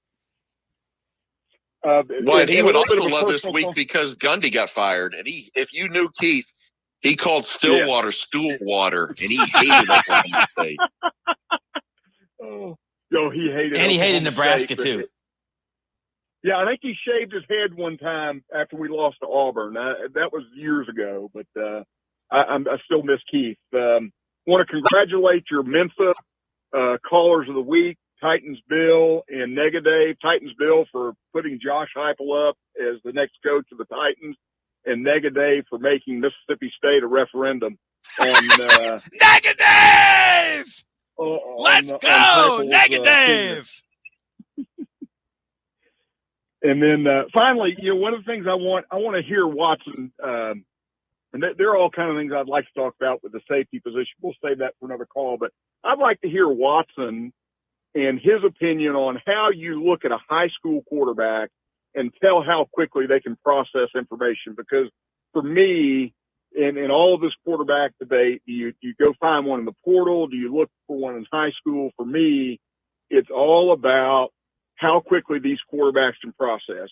Joey Swagular, he's able to process quickly, and it's evident. But how do you look at a quarterback in high school and tell that they have that skill and that you can take a chance on them? I think that'd be a great question for the panel and for Watson next time he's on. I'm going to write that down, and I appreciate the call, and thank you for shouting out the great Keith Hatfield. By the way, we need tickets for your. I don't think you can, because they're usually the best athlete on the team, and usually you're playing 9 or 10 games against a defense that doesn't have any scheme. Yeah, they're just 11 kids out there trying to tackle the football. And the other thing that people tell me, Tom, is that the other chance they get to look at these kids, and really what it's become is a 7-on-7 deal, which is why now it's harder than ever. When you see these kids with these 5-star grades next to their name, the bust rate of these guys is it's off the charts right now. And that's why people like John Adams, who say Tennessee's found something here twice, they need to quit reinventing the wheel, and they need to go out and get a veteran quarterback every year to run their offense and quit wasting money on high school guys. Look, Oregon does that. That's what Oregon does. Oregon's not going to waste money on high school guys. They're going to go but the problem, Sean, is you have to be able to identify from the college ranks who can do what they're doing. And I'm not sure Heupel can, because he hasn't shown us that, which is really Sean, it really is. Well, there's so many factors that would come into play. One, it sounds good because we blew $4 million. I didn't, but we paid $4 million for a kid that couldn't play, 5-star. You could have easily given that to some kid that could play. But on the other side, look how much, and we love the story of Joey Aguilar, but look how big a problem we had attracting. I mean, it's Rocco Beck. He's no great shakes, and he was really in Hoover. None of those guys are killing it right now, and we were throwing big-time offers out there, and we couldn't get anybody to sniff us. Well, that's because it was a spring. If that was the winter, it'd have been really interesting. I mean, you're right. It worked out perfectly with it being this kid. But gosh, what a crazy, crazy, crazy thing to consider. I mean, Adams might be right, for all I know. Adams might be right. It might be the way to go. Let's get a quick one in, and then we'll come back after this. Are you stuck in a dead-end job or ready for a new challenge? Do you feel like it's time to try